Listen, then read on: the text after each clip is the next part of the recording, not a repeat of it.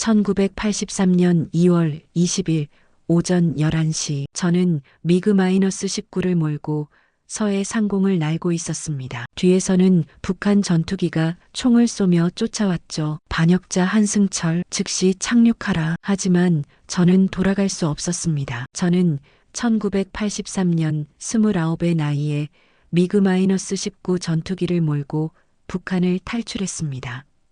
그날 아침 제 손에는 조종간이 쥐어져 있었고 제 뒤에는 아내와 5살 난 딸이 있었습니다. 제가 만약 실패한다면 그 아이들은 정치범 수용소로 끌려갈 것이 분명했죠. 그걸 알면서도 저는 날아올랐습니다. 김일성 주석이 직접 수첩에 제 이름을 적어두셨다고 했습니다. 국보급 조종사, 특전사 출신 엘리트, 평양 중심가 고급 아파트에서 살면서 최고급 배급을 받는 특권층. 그런 제가 왜 모든 걸 버리고 남쪽으로 날아갔을까요? 오늘 여러분께 제 이야기를 들려드리려고 합니다. 이건 단순한 탈북 이야기가 아닙니다. 북한 최고 엘리트가 본 체제의 진실, 그리고 자유를 위해 치러야 했던 값에 대한 이야기입니다. 여러분, 이 이야기가 궁금하시다면 구독과 좋아요 부탁드립니다. 그리고 알림 설정까지 해두시면 앞으로 올라올 북한의 진실들을 놓치지 않으실 수 있습니다. 1982년 겨울이었습니다. 저는 그때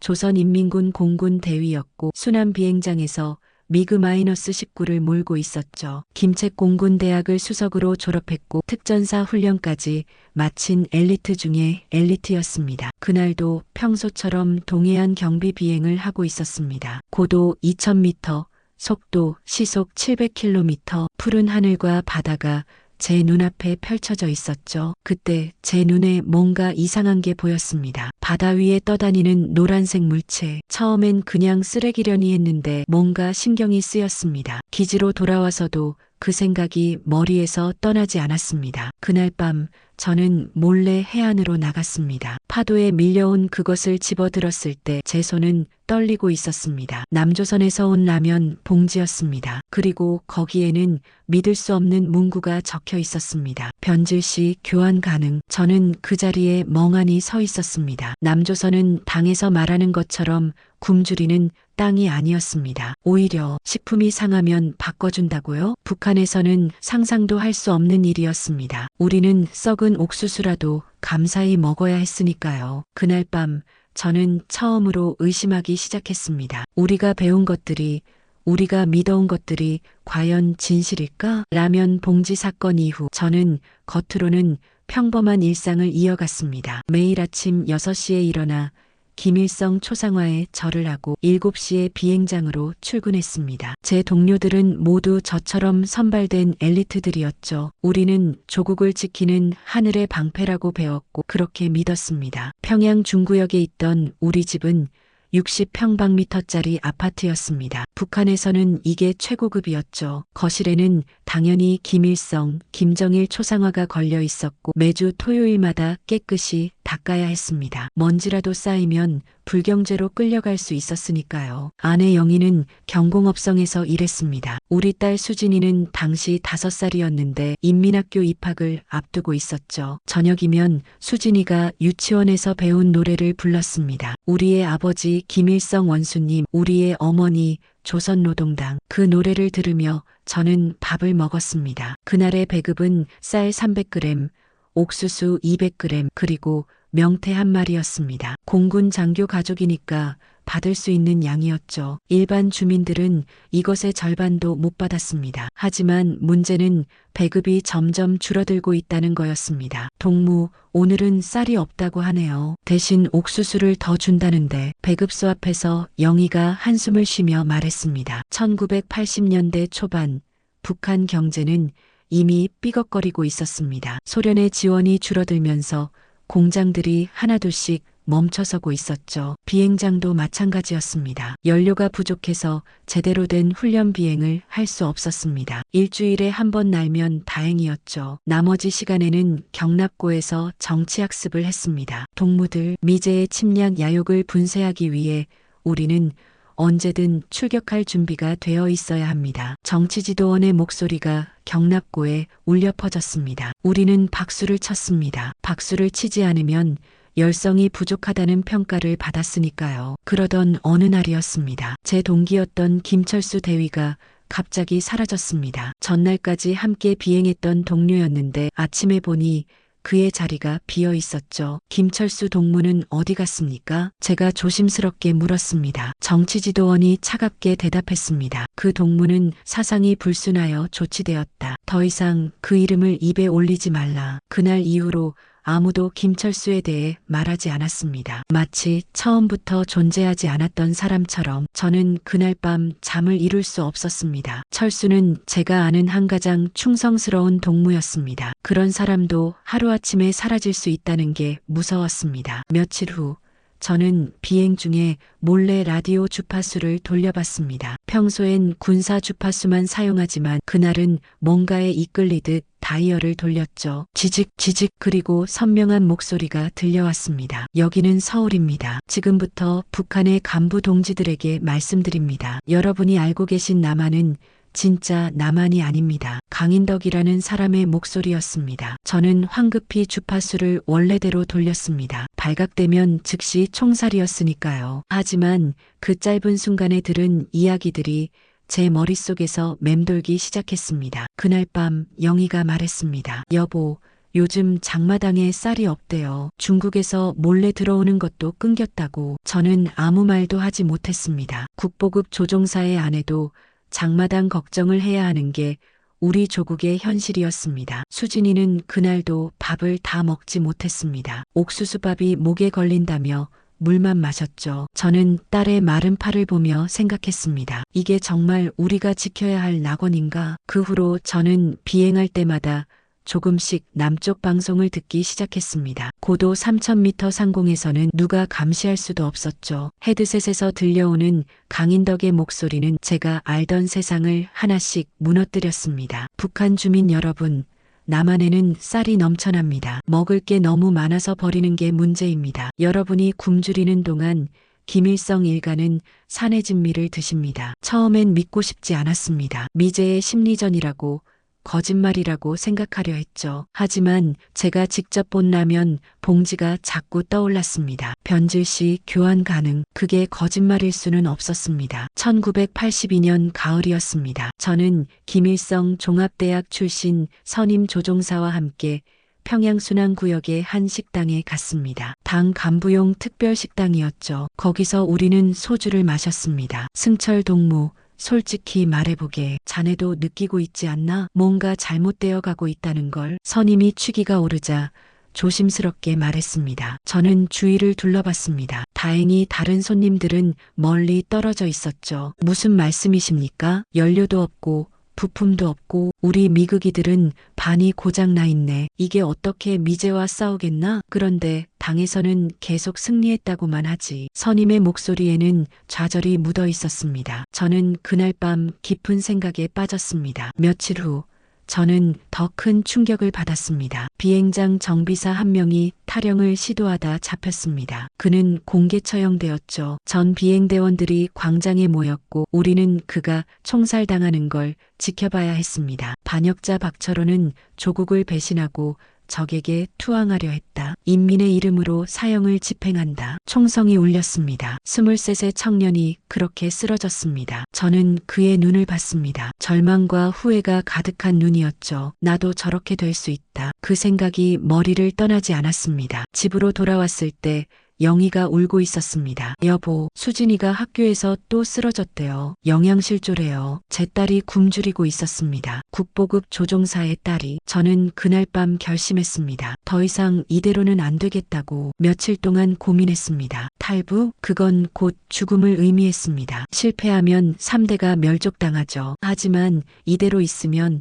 어차피 서서히 죽는 겁니다. 딸이 굶어 죽는 걸 지켜보며 살 수는 없었습니다. 어느 날 밤 저는 영희에게 조심스럽게 말을 꺼냈습니다. 여보, 내가 이상한 말 하나 하겠소. 영희는 수진이를 재우고 제 옆에 앉았습니다. 남쪽으로 깔 방법을 생각하고 있소. 영희의 얼굴이 하얗게 질렸습니다. 한참을 말없이 저를 바라보더니 떨리는 목소리로 물었습니다. 어떻게요? 우리 셋이 어떻게 국경을 넘는단 말이에요? 나는 조종사요. 비행기가 있소. 그럼 우리는요? 수진이는요? 그 질문에 저는 대답할 수 없었습니다. 미그-19는 단짝이었습니다. 조종석은 하나뿐이었죠. 가족을 데려갈 수 없었습니다. 한참의 침묵이 흘렀습니다. 영희가 먼저 입을 열었습니다. 당신 먼저 가세요. 그리고 우리를 데리러 올 방법을 찾아요. 중국으로 탈출할 브로커를 구해서. 그건 너무 위험하오. 잡혀도 어차피 죽을 거고 여기 있어도 굶어 죽을 거예요. 차라리 희망을 걸고 시도해보는 게 낫지 않겠어요? 영희의 눈에 눈물이 고였습니다. 하지만 그 눈빛은 단호했습니다. 그날 밤 저는 처음으로 구체적인 계획을 세우기 시작했습니다. 창밖으로 평양의 불빛이 보였습니다. 어둠 속에서 가물거리는 몇 개 안 되는 불빛. 그 불빛들이 제게는 감옥의 창살처럼 보였습니다. 다음 날부터 저는 비행 일정을 유심히 살피기 시작했습니다. 언제 어디로 비행하는지, 연료는 얼마나 실리는지, 레이더망은 어떻게 피할 수 있는지 모든 것을 머릿속에 그려 넣었죠. 저는 마침내 각성했습니다. 이 땅에는 희망이 없다고, 제 딸에게 미래를 주려면 이곳을 떠나야 한다고. 그리고 그 각성이 저를 하늘 위의 탈출로 이끌었습니다. 1983년 1월, 저는 본격적으로 탈출 준비에 들어갔습니다. 가장 먼저 해야 할 일은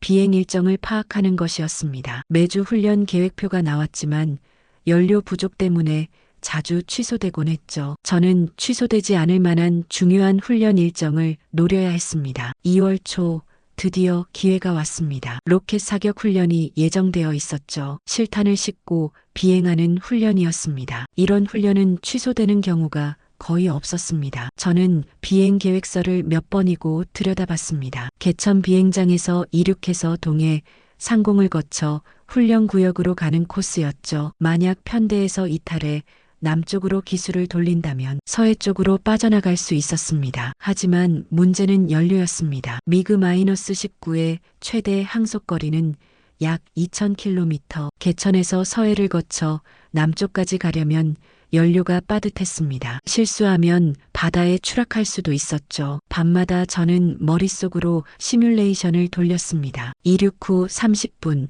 고도 3000m에서 편대 이탈, 서쪽으로 기수 변경, 고도를 50m까지 낮춰 레이더 탐지 회피, 속도는 시속 900에서 1000km 유지. 매일 밤 같은 생각을 반복했습니다. 실수는 곧 죽음이었으니까요. 가장 힘든 건 가족과의 시간이었습니다. 영희는 제 결심을 알고 있었지만 수진이는 몰랐죠. 어떻게 5살 아이에게 설명할 수 있겠습니까? 아빠, 오늘도 비행기 탔어? 수진이가 저녁마다 물어봤습니다. 저는 딸을 안아주며 대답했습니다. 그럼 아빠가 하늘 높이 날았단다. 나도 아빠 비행기 타보고 싶어. 그 말에 가슴이 찢어지는 것 같았습니다. 제가 탈 비행기는 단 한 명밖에 탈 수 없었으니까요. 1월 말 저는 영희와 마지막 계획을 논의했습니다. 내가 남쪽에 도착하면 바로 연락할 방법을 찾겠소. 당신은 그때까지 최대한 평범하게 행동하시오. 의심받으면 안 돼요. 알아요. 하지만 당신이 가면 바로 조사가 들어올 거예요. 보이부에서 한 달은 버텨야 하오. 그동안 브로커를 통해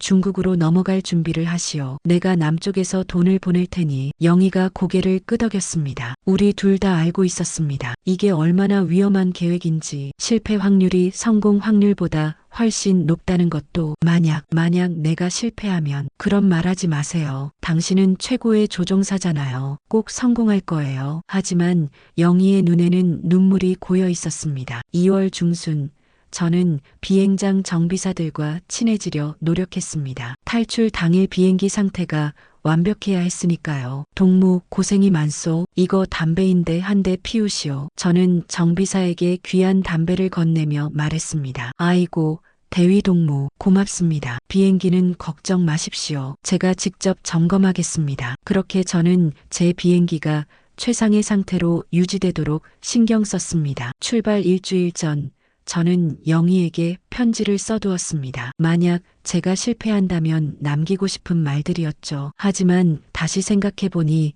그 편지가 증거가 될 수 있었습니다. 저는 편지를 찢어 변기에 버렸습니다. 대신 머릿속으로 영희에게 말했습니다. 여보, 미안하오. 그리고 고맙소. 당신과 수진이를 위해 나는 반드시 성공할 것이요. 2월 19일 밤이었습니다. 내일이 바로 그날이었죠. 저는 잠을 이룰 수 없었습니다. 거실에 나왔더니 영희도 앉아 있었습니다. 우리는 말없이 서로를 바라봤습니다. 수진이는 잠들었소? 네, 아까 재웠어요. 영희가 일어나 제 손을 잡았습니다. 차가운 손이었죠. 여보, 꼭 살아서 가세요. 우리 꼭 다시 만나요. 저는 영희를 껴안았습니다. 얼마나 오래 껴안고 있었는지 모르겠습니다. 그날 밤 저는 딸의 방에 들어가 수진이를 내려다봤습니다. 작은 얼굴에 편안한 표정으로 잠들어 있었죠. 저는 딸의 이마에 키스했습니다. 수진아, 아빠가 꼭 너를 데리러 올게. 꼭 약속한다. 다음 날 새벽 4시에 일어났습니다. 영희는 이미 깨어 있었습니다. 우리는 마지막 아침을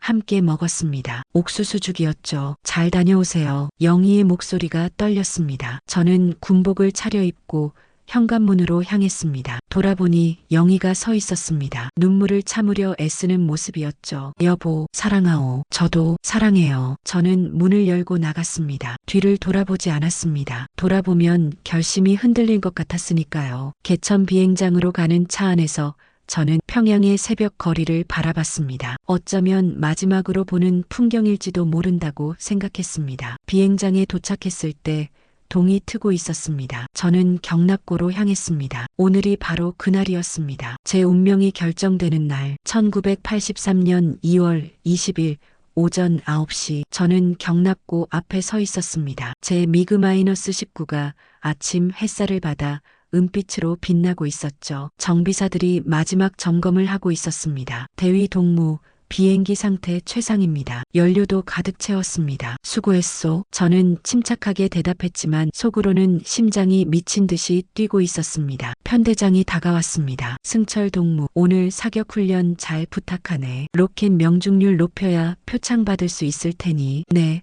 동무 편대장, 최선을 다하겠습니다. 저는 군복을 정돈하고 헬멧을 썼습니다. 비행복 주머니를 만져보았습니다. 거기에는 남쪽에서 주운 라면 봉지가 들어 있었죠. 제가 진실을 깨닫게 해준 유일한 증거물이었습니다. 오전 10시 출격 명령이 떨어졌습니다. 저는 조종석에 올랐습니다. 익숙한 계기판, 익숙한 조종관. 하지만 오늘은 모든 게 달라 보였습니다. 이게 마지막 일 수도 있다는 생각 때문이었죠. 엔진을 시동했습니다. 미그-19의 제트 엔진이 굉음을 내며 돌아갔습니다. 계기판의 숫자들이 정상 범위를 가리켰습니다. 1번기, 이륙 준비 완료. 2번기, 이륙 준비 완료. 무전기에서 제 목소리가 나갔습니다. 전편대, 이륙허가 1번기부터 순차 이륙. 10시 30분 편대장기가 먼저 이륙했습니다. 이어서 제 차례가 왔죠. 저는 스로틀을 밀었습니다. 비행기가 활주로를 달리기 시작했습니다. 속도가 올라갔습니다. 시속 200, 250, 300. 조종간을 당겼습니다. 미그-19가 하늘로 떠올랐습니다. 이제 시작이다. 편대는 동해 쪽으로 향했습니다. 고도 3000m. 속도 시속 700km. 저는 편대장기의 뒤를 따르며 마음을 가다듬었습니다. 30분이 지났습니다. 우리는 훈련구역 근처에 도착했죠. 바로 지금이 순간이었습니다. 저는 심호흡을 했습니다. 그리고 조종간을 왼쪽으로 틀었습니다. 미그기가 서쪽으로 방향을 바꿨습니다. 2번기, 왜 이탈하는가? 즉시 편대로 복귀하라. 편대장의 다급한 목소리가 헤드셋에서 터져 나왔습니다. 저는 무전기 버튼을 눌렀습니다. 완전하다. 그게 제가 북한군에게 한 마지막 말이었습니다. 저는 고도를 급격히 낮췄습니다. 3000m에서 50m까지 지상 레이더를 피하기 위해서였죠. 이 고도에서는 산악 지형 때문에 레이더 탐지가 어려웠습니다. 속도를 최대한 높였습니다. 시속 900km. 엔진이 비명을 질렀지만 상관없었습니다. 뒤를 돌아보니 편대기 한 대가 따라오고 있었습니다. 반역자 한승철, 즉시 착륙하라. 이건 명령이다. 무전기를 껐습니다. 더 이상 들을 필요가 없었죠. 저는 산과 산 사이를 비집고 날았습니다. 초저 공비행. 한순간만 실수해도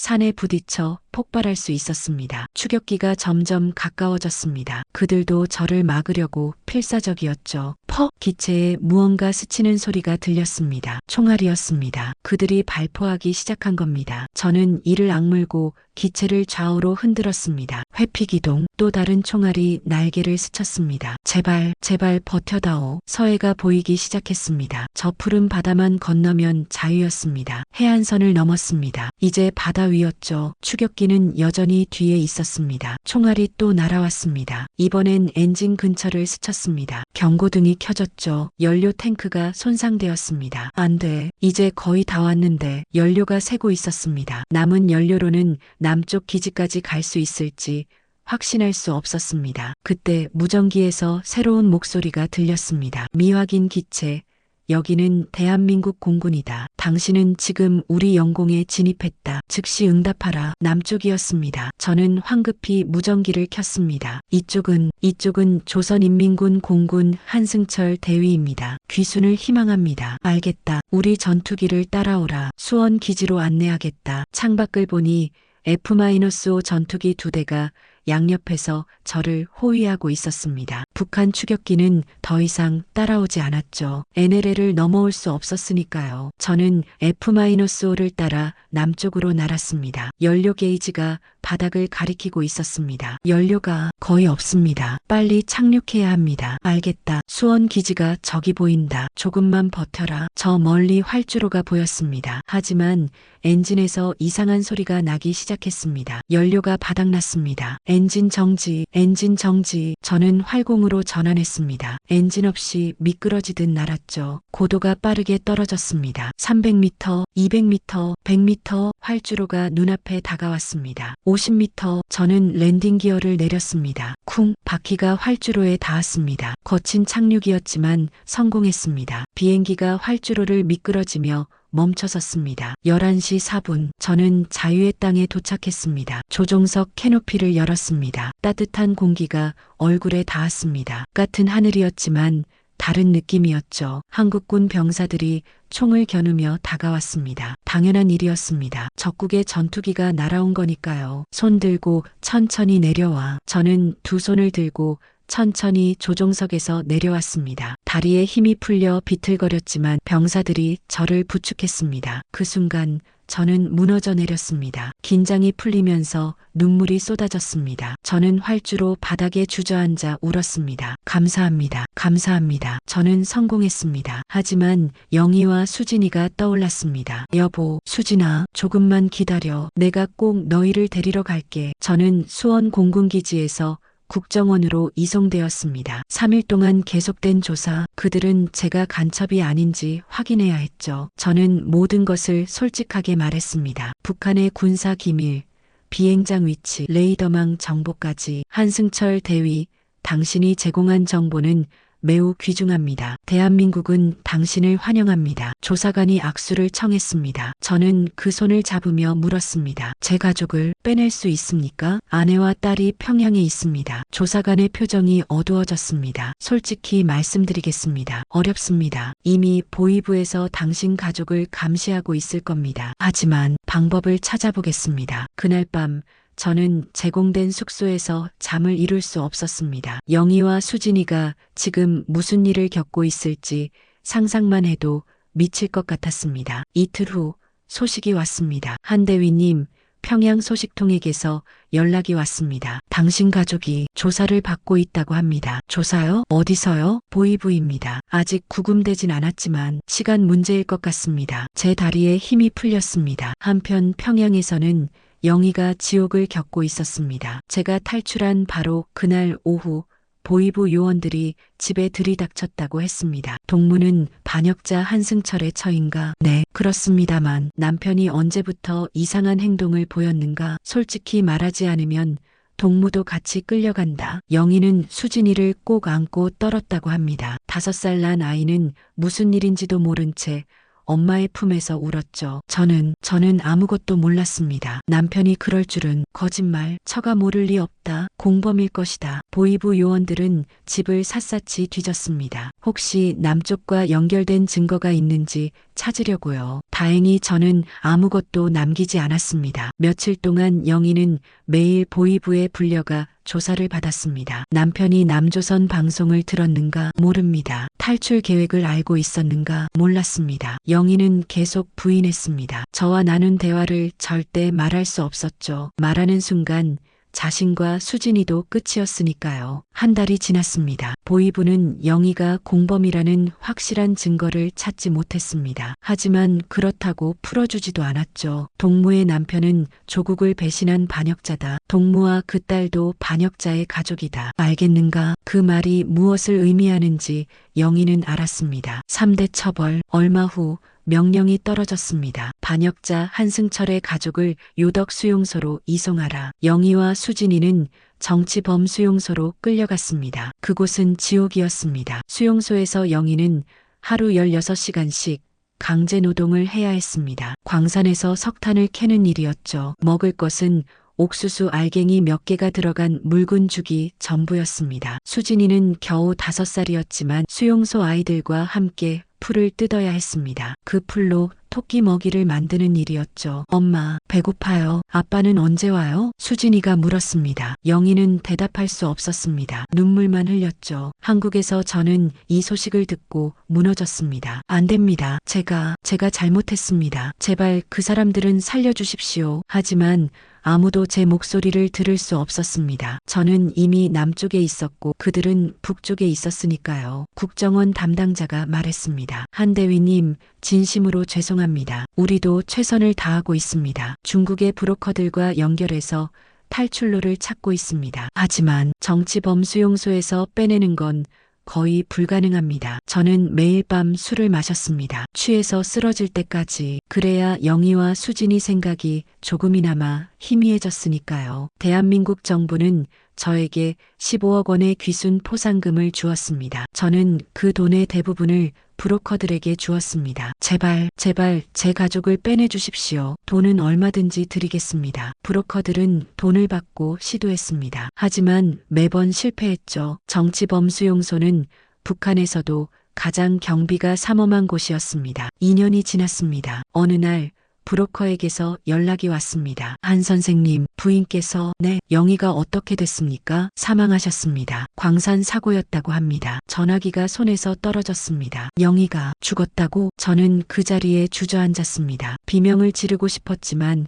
목소리가 나오지 않았습니다. 따님은 아직 살아계십니다. 하지만 영양실조가 심각하다고 합니다. 수진이, 제 딸, 이제 7살밖에 안 된 그 아이가 엄마 없이 수용소에서. 저는 그날 이후로 사람이 아니었습니다. 살아있지만 죽은 것이나 다름없었죠. 공군은 저를 소령으로 특별 임관시켰습니다. 대한민국 공군 소령, 화려한 계급장과 훈장. 하지만 그게 무슨 의미가 있었습니까? 제 아내는 죽었고 제 딸은 지옥에서 고통받고 있는데. 한 소령님, 북한 관련 강연을 해주실 수 있습니까? 대학생들을 대상으로. 사람들은 저에게 영웅 대접을 했습니다. 자유를 위해 탈출한 용감한 조종사라고요. 하지만 저는 영웅이 아니었습니다. 저는 가족을 지옥에 남겨둔 비겁자였습니다. 죄송하지만 저는 강연을 할 수 없습니다. 저는 모든 공개 활동을 거부했습니다. 사람들 앞에 설 면목이 없었으니까요. 밤마다 악몽을 꿨습니다. 영희가 광산에서 무너져 내리는 꿈,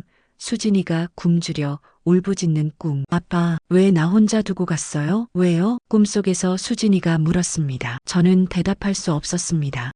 저는 자유를 얻었습니다. 하지만 그 자유의 값은 너무도 컸습니다. 제 가족의 목숨, 그게 제가 치른 값이었습니다. 1988년 5년이 흘렀습니다. 저는 34세 나이에 재혼을 했습니다. 남쪽에서 만난 여성이었죠. 착하고 이해심 많은 사람이었습니다. 하지만 저는 그녀에게 제 과거를 온전히 말할 수 없었습니다. 북에 남겨둔 딸 이야기를 하면 그녀도 저도 너무 고통스러웠으니까요. 여보, 가끔 악몽 꾸시죠? 밤마다 땀 흘리면서 미안하오. 옛날 일이 자꾸 생각나서 저는 새 가정을 꾸렸고 새 아이도 낳았습니다. 하지만 마음 한편에는 늘 수진이가 있었습니다. 수진아, 넌 지금 어디서 뭘 하고 있니? 살아는 있니? 그러던 어느 날 기적 같은 소식이 들려왔습니다. 한소령님, 긴급 연락입니다. 국정원 담당자였습니다. 저는 심장이 철렁했습니다. 이런 연락은 좋은 소식일 리 없었으니까요. 무슨 일입니까? 따님이 탈출에 성공했습니다. 저는 그 말을 이해할 수 없었습니다. 뭐라고요? 수진이가요? 네, 중국으로 탈출했습니다. 지금 브로커 손에 있고 곧 태국을 거쳐 한국으로 올 예정입니다. 전화기를 들고 있던 제 손이 떨렸습니다. 눈물이 쏟아졌죠. 정말입니까? 제 딸이, 네, 12살이 되었더군요. 놀랍게도 혼자서 수용소를 탈출했다고 합니다. 저는 그 자리에 주저앉아 울었습니다. 5년 만에 처음으로 흘리는 기쁨의 눈물이었습니다. 수진이의 이야기는 이랬습니다. 그 아이는 엄마가 죽은 후로 수용소에서 혼자 살아남았습니다. 12살이 될 때까지 지옥 같은 곳에서 버텼죠. 어느 날 수용소에 새로운 죄수가 들어왔습니다. 중국에서 붙잡혀온 탈북자였죠. 그 사람이 수진이에게 몰래 말했다고 합니다. 너희 아버지가 남조선에 있다. 너를 찾고 있다. 수진이는 그 말을 듣고 결심했습니다. 어떻게든 탈출하겠다고. 12살 아이가 혼자서 수용소를 탈출한다는 건 거의 불가능한 일이었습니다. 하지만 수진이는 해냈습니다. 2000년 여름이었습니다. 폭우가 쏟아지던 날 밤 수진이는 담장 밑으로 판 구멍을 통해 수용소를 빠져나갔습니다. 몇 달 동안 조금씩 판 구멍이었죠. 그 아이는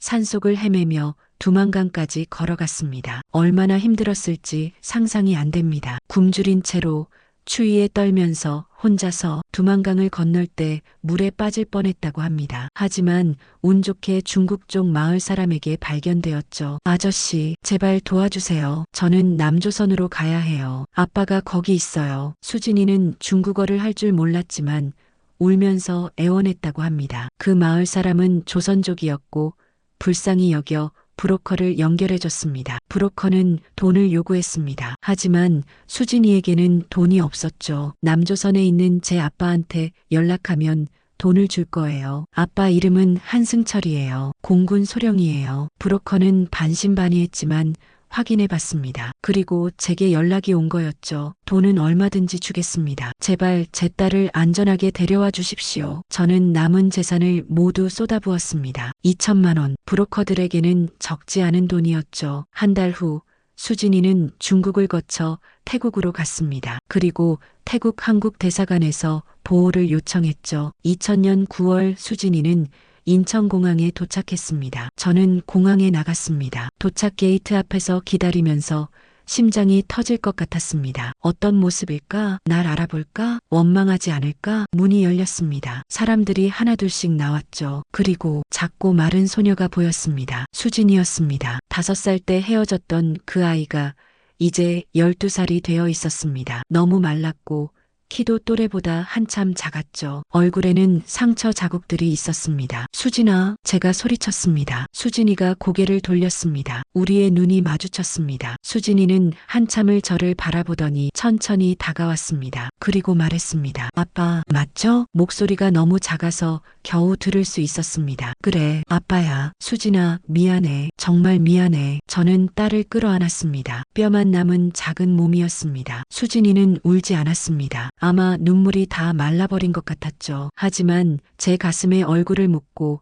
조용히 떨고 있었습니다. 미안해, 미안해. 저는 계속 사과했습니다. 그것밖에 할 수 있는 말이 없었으니까요. 공항 로비에서 사람들이 우리를 쳐다봤습니다. 하지만 전 신경 쓰지 않았습니다. 제 딸을 다시 만났으니까요. 차 안에서 수진이가 작은 목소리로 물었습니다. 엄마는 정말 죽었어요? 응, 미안해. 아빠가 엄마를 지키지 못했어. 수진이는 고개를 끄덕였습니다. 알아요. 엄마가 죽기 전에 말했어요. 아빠는 나쁜 사람이 아니라고, 우리를 살리려고 그런 거라고. 그 말에 저는 더 이상 참을 수 없었습니다. 운전대를 잡은 채 소리내어 울었습니다. 수진이가 제 팔을 토닥였습니다. 괜찮아요, 아빠. 이제 우리 같이 있잖아요. 12살밖에 안 된 아이가 어른을 위로하고 있었습니다. 그날 저는 수진이를 집으로 데려왔습니다. 새 엄마와 동생들이 기다리고 있었죠. 수진아, 여기가 이제 내 집이야. 그리고 이분이 새 엄마시고. 수진이는 새 엄마를 조심스럽게 쳐다봤습니다. 새 엄마가 무릎을 꿇고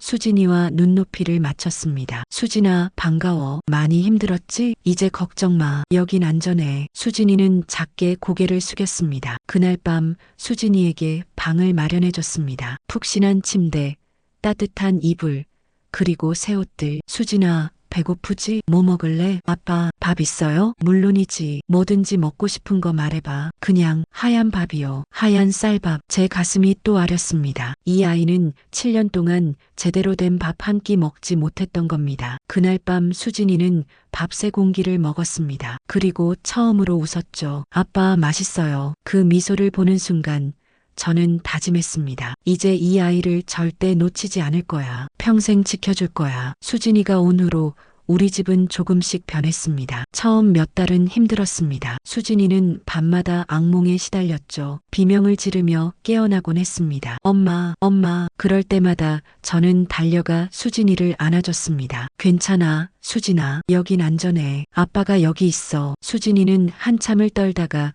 겨우 진정했습니다. 12살 아이의 눈에는 어른도 겪기 힘든 고통이 담겨 있었죠. 병원에서는 외상 후 스트레스 장애라고 진단했습니다. 당연한 일이었습니다. 7년을 정치범수용소에서 보낸 아이인데요. 한소령님, 따님은 시간이 필요합니다. 천천히 치유될 겁니다. 많은 사랑을 주세요. 정신과 의사의 말이었습니다. 수진이는 학교에 다니기 시작했습니다. 나이로는 중학생이어야 했지만 교육을 제대로 받지 못해 초등학교부터 다시 시작했죠. 처음에는 적응이 어려웠습니다. 아빠, 애들이 저한테 이상하대요. 말투가 다르다고. 수진이는 북한식 억양이 남아 있었습니다. 아이들은 그걸 신기해하거나 놀렸죠. 수진아, 괜찮아. 시간이 지나면 익숙해질 거야. 아빠도 처음엔 그랬어. 아빠도 놀림 받았어요? 응, 근데 이제는 괜찮아. 너도 금방 그렇게 될 거야. 수진이는 똑똑했습니다. 배우는 속도가 빨랐죠. 한글은 이미 알고 있었고 수학도 곧 따라잡았습니다. 1년 후 수진이는 반에서 중간 정도 성적을 냈습니다. 7년의 공백을 1년 만에 메운 겁니다. 아빠, 저 1등 할 수 있을 것 같아요. 그래, 우리 딸 대단한데? 수진이의 눈에 처음으로 빛이 돌기 시작했습니다. 2002년 수진이는 14시 되었습니다. 키도 많이 자랐고 얼굴에도 살이 올랐죠. 예전의 마른 소녀가 아니라 건강한 중학생이 되어 있었습니다. 어느 날 수진이가 물었습니다. 아빠는 후회해요? 북한을 떠난 거? 저는 한참을 생각했습니다. 후회할 때도 있지. 엄마를 지키지 못한 것, 너를 그 지옥에 7년이나 두고 온 것, 그건 평생 후회할 거야. 그럼 차라리 안 떠나는 게 나았을까요? 아니, 만약 내가 안 떠났다면 너는 여기 없었을 거야. 우리 가족은 북한에서 서서히 죽어갔을 거고, 그래서 후회하면서도 후회하지 않아. 복잡하지? 수진이가 고개를 끄덕였습니다. 저도 그래요. 엄마 생각하면 아파요. 그 시절 생각하면 악몽 같아요. 근데 여기 와서 자유롭게 살 수 있어서 감사해요. 제 딸은 어느새 어른스러워져 있었습니다. 2008년 수진이는 20이 되었습니다. 대학에 입학했죠. 사회복지학과였습니다. 아빠, 저는 나중에 탈북자들을 돕는 일을 하고 싶어요. 저처럼 힘든 사람들을 도와주고 싶어요. 좋은 생각이야, 딸. 수진이는 대학에서 열심히 공부했습니다. 그리고 방학 때마다 하나원에서 봉사활동을 했죠. 새로운 탈북자들을 돕는 일이었습니다. 아빠, 오늘 북한에서 온 할머니 한 분을 만났어요. 그분도 정치범수용소에 계셨대요. 제 이야기를 하니까 우시더라고요. 힘들지 않니? 옛날 생각나고. 힘들지만 의미 있어요. 제가 그 사람들한테 희망을 줄 수 있잖아요. 나도 이렇게 잘 살고 있다고. 저는 딸이 자랑스러웠습니다. 2015년 저는 60이 되었습니다. 공군에서 퇴역한 지 오래였죠. 어느 날 수진이가 남자친구를 데려왔습니다. 아빠, 소개할 사람이 있어요. 젊은 남자였습니다. 착해 보였죠. 안녕하세요, 한소령님. 저는 김민수라고 합니다. 반갑네. 우리 딸 잘 부탁하네. 수진이가 웃으며 말했습니다. 아빠, 우리 결혼하려고요. 그래, 좋아. 축하한다. 1년 후 수진이는 결혼했습니다. 작은 결혼식이었지만 따뜻했습니다. 식이 끝난 후 수진이가 제게 다가왔습니다. 아빠 고마워요. 저를 여기까지 데려와줘서. 뭘, 아빠가 고맙지. 잘 자라줘서. 엄마도 고마워하실 거예요. 아빠의 선택이 옳았다고 생각하실 거예요. 그 말에 저는 눈물이 났습니다. 2023년 저는 일흔이 되었습니다. 탈북한 지 40년이 지났습니다. 수진이는 이제 35이 되어 두 아이의 엄마가 되었죠. 어느 날 저녁 온 가족이 모였습니다. 수진이네 가족, 제 두 번째 아내와 아이들까지. 손주들이 뛰어노는 걸 보며 저는 생각했습니다. 영희, 보고 있소? 우리 딸이 이렇게 잘 자랐소. 행복하게 살고 있소. 40년 전 저는 비행기를 몰고 국경을 넘었습니다. 그 선택으로 아내를 잃었습니다. 딸과 7년을 떨어져 있어야 했습니다. 평생 죄책감에 시달렸죠. 하지만 만약 그 선택을 하지 않았다면 어땠을까요? 수진이는 수용소에서 죽었을지도 모릅니다. 저도 어느 날 갑자기 사라졌을지도 모르죠. 우리 가족은 모두 북한 땅에 묻혔을 겁니다. 지금 제 앞에는 손주들이 웃으며 뛰어놀고 있습니다. 이 아이들은 자유롭게 자랄 겁니다. 두려움 없이 꿈꿀 겁니다. 이게 바로 제가 원했던 겁니다. 자유, 그 자유의 값은 컸습니다. 너무 컸죠. 하지만 후회하지 않습니다. 여러분, 지금 이 순간에도 북한에는 2,500만 명이 살고 있습니다. 그들 중 많은 이들이 탈출을 꿈꿉니다. 하지만 대부분은 시도조차 못합니다. 저는 운이 좋았습니다. 조종사였기에 탈출할 수 있었죠. 하지만 수많은 사람들은 그런 기회조차 없습니다. 이 이야기를 듣는 여러분께 부탁드립니다. 북한 주민들을 잊지 말아주세요. 그들도 우리와 같은 사람입니다. 자유를 꿈꿀 권리가 있습니다. 그리고 지금 누리고 있는 자유가 얼마나 소중한지 기억해 주세요. 저는 그 자유를 위해 모든 걸 걸었습니다. 그만한 가치가 있었습니다. 한강을 바라보며 저는 오늘도 생각합니다. 영희, 당신이 있었기에 내가 여기까지 올 수 있었소. 고맙소. 그리고 미안하오. 하늘 어딘가에서 영희가 웃고 있을 거라 믿습니다. 당신은 잘했어요. 우리 딸 봐요. 얼마나 행복한지. 우리 딸은 행복합니다. 그것만으로도 충분합니다. 자유는 공짜가 아닙니다. 누군가의 희생과 용기로 지켜지는 것입니다. 감사합니다.